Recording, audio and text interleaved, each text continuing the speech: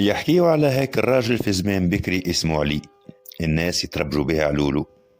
عنده حشاكم بهيم وكريتة يخدم عليهم، كيف ما نقولوا بالتونسي كرارتي. اللي يحب سلعة يهزها للسوق يمشي لعلولو، واللي باش ينقل باش يمشي لعلولو، واللي ماشي لبلاصة بعيدة ما يوصله كان علولو. حاسيلو علولو محبوب من الناس الكل، تربية واخلاق ويخدم قلبه رب. هيا سيك علولو لم تفتوفه ومشى يخطب واحدة جارته يحبها من الصغرى، واكتب بالمكتوب وعرسه. هيا تعدى الشهر الأول الثاني العام الأول الثاني، لكن ربي ما عطاهمش صغير. كل ما يروح علولو للدار يلقى هيك المرأة تبكي وتنوح، من جهة على خاطر ربي ما عطاهاش صغير، ومن جهة أخرى خايفة لعلولو ياخو امرأة أخرى. ويقعد عمك علولو ليل كامل وهو يسكت فيها ويواسي فيها، وديما يقولها ربي كريم. كانت هذه هي كلمته، ربي كريم. هيا بعد 4 ولا 5 سنين رب كتب لهم الصغار، وجاء هاك النهار المبروك وولدت المرأة جابت طفل. طارت بالفرحة، الصغار يدوا تقطعش من الدار، ونساها في وجه يهنوا فيها.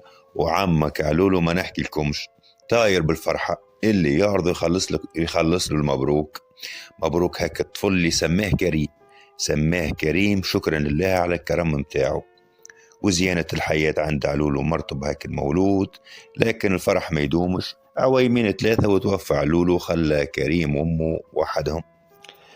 خرجت هاك المرأة تخدم على ولدها، اكبر شوية تخلي يقرأ في الكتاب، أحفظ القرآن الكريم، من بعد دخل المدرسة وبدأ يتدرج في المراحل الدراسية حتى قرأ في أرقى المعاهد وتخرج منها، وهو من صغره ظهر عليه النبوغ وحب العلم.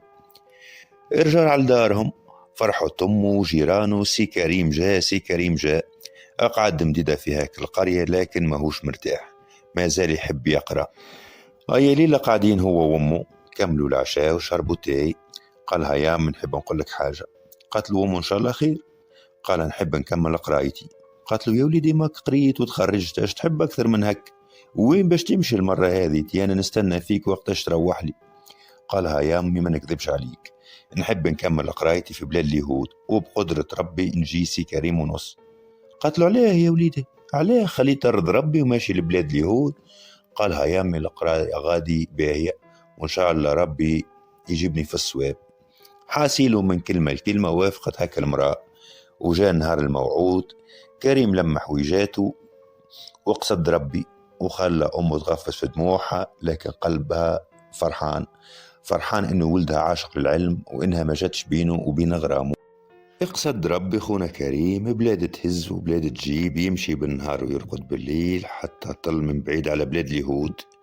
يشوف في مدينة كبيرة مدورينها بسور عالي، وعلى راس هاك السور فما حراس المدينة، وعباد داخلة وعباد خارجة، وحركة كبيرة. اتوجه لهاك المدينة، دخل من البوابة، من اللي رمى عينيه تصدم. كمل مشى شوية في هاك المدينة، زاد تصدم أكثر وأكثر.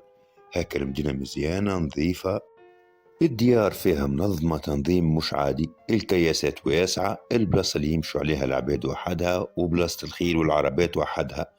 ابقى حاير، أعجب هذه بلاصة بلاد اليهود، وإحنا المسلمين اللي في الأصل النظام متاعنا بلادنا داخلة بعضها. وبقى يدور ويستعجب في عجب ربي، ويخزر العباد تخدم وتدور، الناس الكل عندها ما تعمل. أي كمل هاك النهار يدور هو بطبيعته، يفركس في بلاصة وين كان راسه، يدور ويسأل دلوه على امرأة عندها دار كبيرة فيها برشا بيوت تكري فيهم. امشى لها تفهم معها على سوم الليلة، وحتى حويجاته، ومشى سلى أوقاته وتعشى ورقد.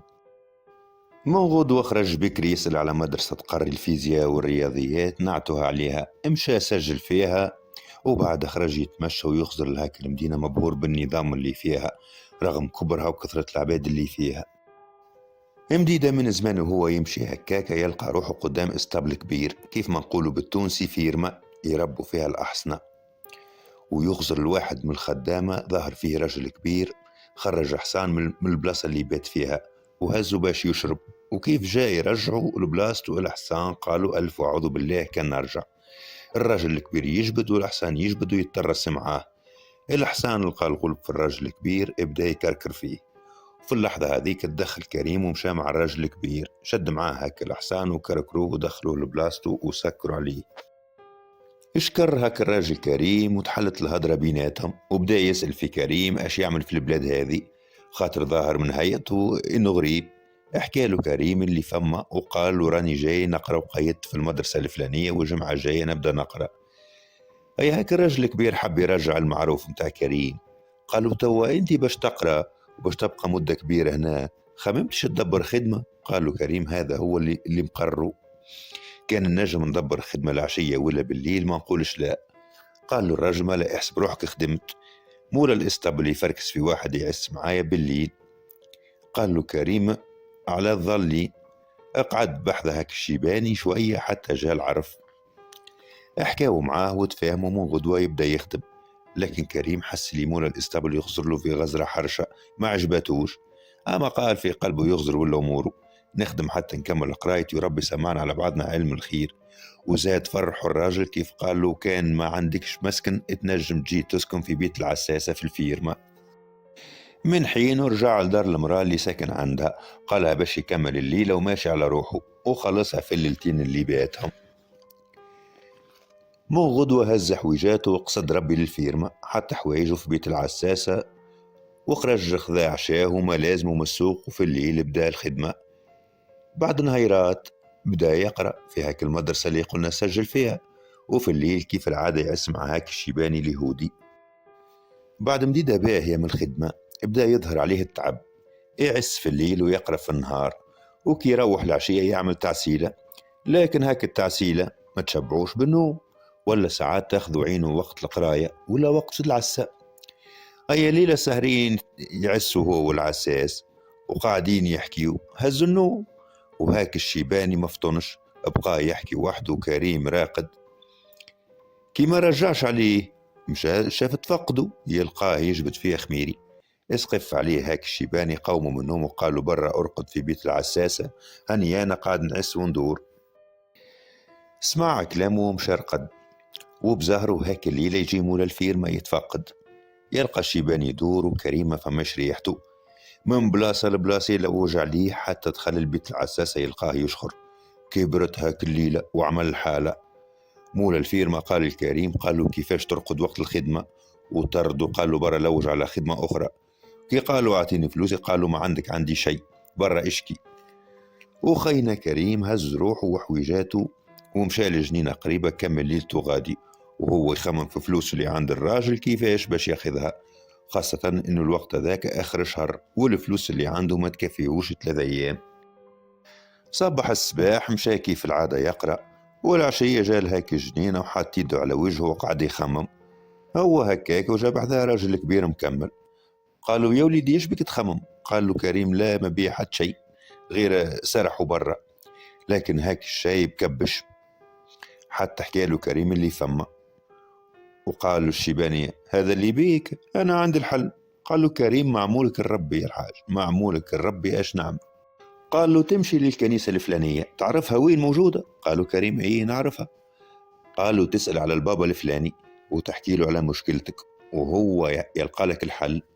من غدوة كريم مشاش يقرأ، مشى للكنيسة يسأل على البابا، قالوا له موجود، دخلوه باش يقابلوا. اتقابل هو والبابا وحكى له حكايته من النهار اللي جاء حتى الليلة اللي تردوا عرفوا من الخدمة وكلال فلوسه. قعد هاك البابا يسمع فيه ومن بعد جبد ورقة وبدأ يكتب، وكريم يخزر. كي كمل سكرها واختمها بالخاتم متاعه باش ما يحلها حد، وقال له هذه تهزها لعرفك.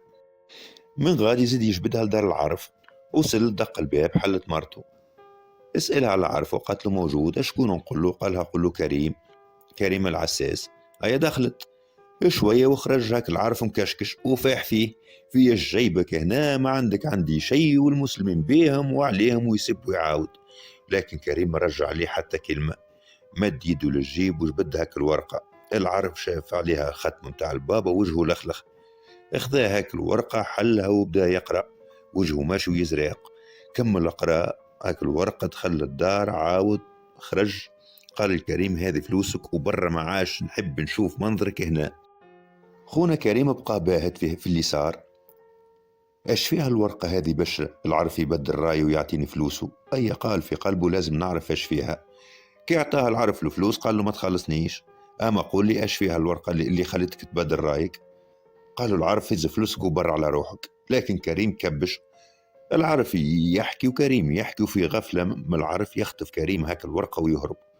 وبعد ما بعد على دار العرف حل هاك الورقة وبدأ يقرأ، وهنا تصدم صدمة عمره ما تصورها. إيش مكتوب فيها هاك الورقة؟ مكتوب: من البابا فلان إلى السيد فلان صاحب الإسطبل. السيد هذا اللي جاني قال لي اللي خدم عندكم ما خلصتوش في عرقه، وكان كلامه صحيح، خلصه وعطيه فلوسه بالكامل. السيد هذا اللي جاني أكيد تعرف اللي هو مسلم من أمة محمد، وأمة محمد قال عليها ربي خير أمة أخرجت للناس، وهم فعلا خير أمة أخرجت للناس. لكن الأمة هذه بدأت تنسى دينها، وبدأوا يأكلوا في حق بعضهم ويكذبوا ويسرقوا ويفكوا، وعمتهم الدنيا على الآخرة. على هذاك هما قاعدين راجعين بالتوالي وإحنا قاعدين نقدموا. وكان انت باش تعمل كيفهم وتظلم الناس واليهود يتبعوك، حتى احنا باش نرجع بالتوالي للتخلف والجهل، ويرجعوا هما خير منا ومتحضرين أكثر منا، ويوليوا هما اللي يحكموا العالم. بعد ما قرأ الرسالة بقى كريم جامد في بلاصته من الكلام اللي فيها، وعرف اللي هذه هي الحقيقة، وإنه الكلام هذا كلام في الصميم. وهذا هو اللي صاير إلى يومنا هذا. الغرب في تقدم مستمر وإحنا راجعين بالتوالي ومش عارفين وين باش نوصلوا. وخيانة الأنظمة العربية للشعب الغزاوي أكبر دليل على الانحطاط والانحلال الأنظمة العربية. وإن شاء الله نفيقوا على وضعنا، وإن شاء الله غدوة خير. وبالنسبة لخونا كريم، رجع هاك الرسالة للعرف واخذها فليساته وقعد يكمل قرايته ورجع لبلاده، وديما يحاول إنه يصلح من الناس لعل يجي نهار ونرجع خير أمة أخرجت للناس. وفات حكايتنا هنا، وما تنساش هاك اللايك والاشتراك في القناة. والسلام عليكم ورحمة الله وبركاته.